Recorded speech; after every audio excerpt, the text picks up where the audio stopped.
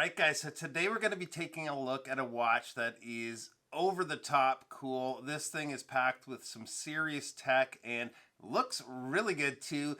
The watch is the latest in the Seiko Astron lineup. It's the 140th anniversary limited edition model, and this thing is just too good.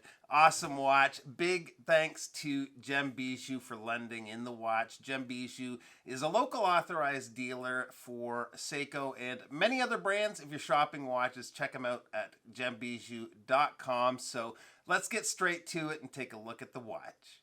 All right, now check this thing out. What a gorgeous watch. A couple things about the Astron line. Seiko has made some major firsts in the watch world with the Astron. The biggest, which had a massive effect on the watch world, is the Astron was the very first quartz watch ever produced back in 1969. That watch and other future quartz releases certainly rocked the boat and even sunk a few boats in the industry. I believe that original watch was quite limited and at the time was very expensive. More recently, in 2012, another first was the introduction of a solar GPS watch that uses geolocation to adjust the time based on where you are in the world. Now, the first GPS Astrons were quite a large watch due to the movement. This is still fairly large, but the newer 5X movements allow them to trim down the size a little. The movement in this model is the 5X53, and although I only have this watch for a short amount of time, it was very easy to get up to speed on how to use it. Speaking of speed, when I first got this the other day, it had never received signal. It was actually in flight mode, probably for shipping purposes. I took it outside to manually start receiving signal, and it took maybe 10 or 15 seconds to get that signal and adjust the time. They do say in the manual it can take up to 2 minutes, so that could vary possibly depending on cloud cover or something along those lines, but I was surprised how speedy it was. So I'll walk you through what information the watch is telling us quickly, and then we'll talk a little on how to operate the watch. On the right at the 3 o'clock, the subdial tells us the day and looks really good doing it too with that blue surround. The very small subdial at the bottom shows us the AM/PM indicator. Between the 4 and 5 is the date, and to the left of that is the second time zone. Those steel hands can sometimes blend into the silver background in certain lighting, but it's actually fairly easy to read. At the 9 o'clock is kind of a mode dial that tells us everything from the power reserve to whether you're in daylight savings or not.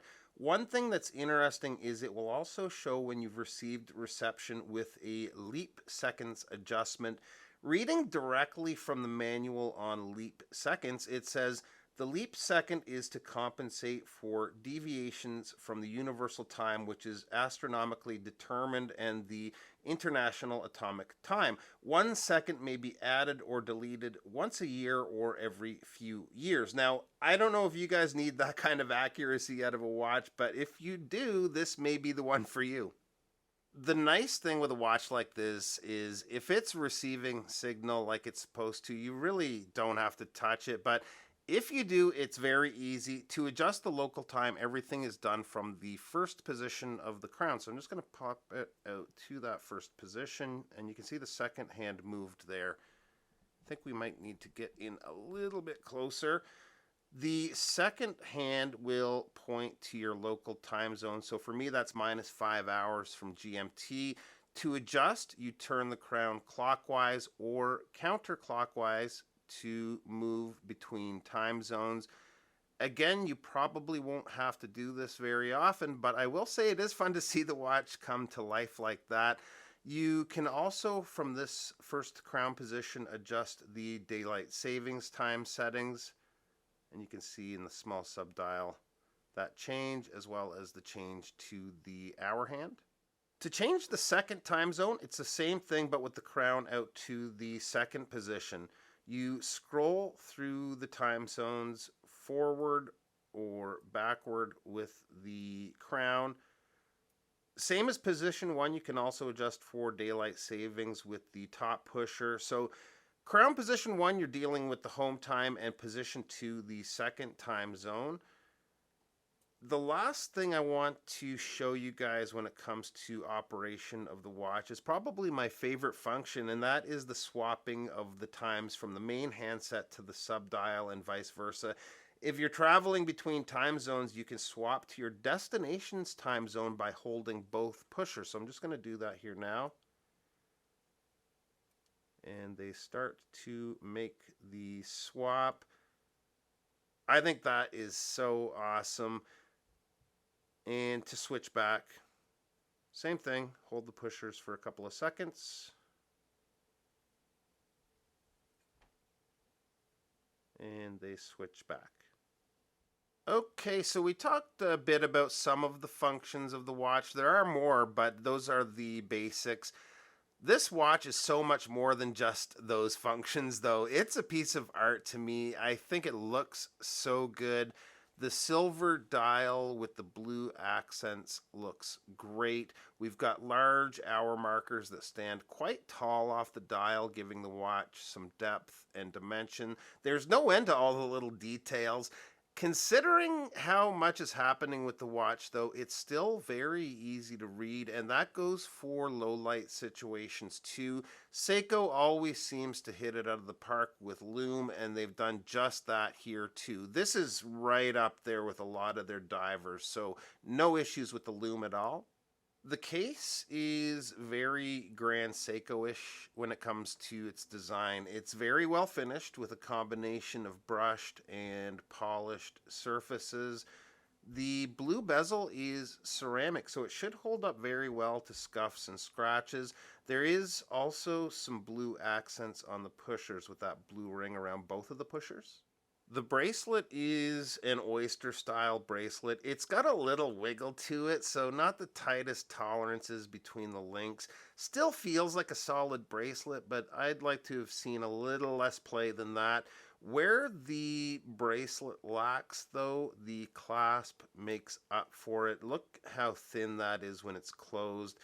I was actually surprised about one thing with it, and I wasn't aware of it until I got this in hand, and that is we do have on-the-fly micro adjust. So to open the clasp, you push the two side pushers there. You can see we've got a nice milled clasp. To extend the bracelet, you push those pushers in just a little bit further, and we have a micro adjust. I'd say it gives you about a half a link extra there. It's a simple design, but it works perfectly. I wish they'd do this on all their clasps. I really like the clasp on this watch. Size on the watch is 42.1 millimeters in case width. The lug to lug is 49.4 millimeters, although with the fixed end links that extends out to 52.5 millimeters. Lug opening is 22 millimeters and the thickness is 13.7 millimeters, including the double domed sapphire crystal. The crystal is treated with Seiko's super clear anti-reflective coating, which works very well. Even pointing it directly at the studio lights here, it's performing quite well. Water resist on the watch is 100 meters. So here's a look on my 7¼ inch wrist, and check out how this thing hugs the wrist. It wears really good. One thing I'll say about this watch is I am 100% adding one to the collection. Maybe not this exact model, but I am totally sold on the Astron line. It's got everything I personally would want in a watch like this. A good looking everyday wear and a perfect travel watch too. Now, I've been talking to my buddy Jamie from the channel Madrock Watches and Adventure. The topic of conversation has been heavily on the virtues of Quartz watches lately. It came up mostly after picking up the Tuna, which is the last watch I've added to the collection. I'm not getting rid of the automatics, but I've been talking to Jamie about putting together a small 3 or maybe 4-piece sub-collection of high-quality quartz watches like these. Even just these two would make a great 1-2 punch. I haven't settled on the other watches yet, but I think the Astron will find a spot in that collection very soon. By the way, if you are new to Madrock Watches and Adventure, you should go check out his channel. He recently just did a video, I think it was yesterday, on the whole topic of quartz watches and some of the pros versus automatic pieces. A really good video. I'm going to leave a link straight to that video in the description below. So I'd be interested to hear any suggestions for a third watch. Maybe a chronograph or a field watch. Maybe even a titanium Oceanus. A couple of those models have been on the radar too. So I guess the last thing to talk about with this model is the price. Full MSRP on the watch is $2,200 USD. So it's a little pricey, no doubt, but that is quite the watch you're getting here. Thanks again to Gem Bijou for lending it in. Any questions on the watch, reach out anytime. Thanks for stopping by, and we'll see you real soon. Bye-bye.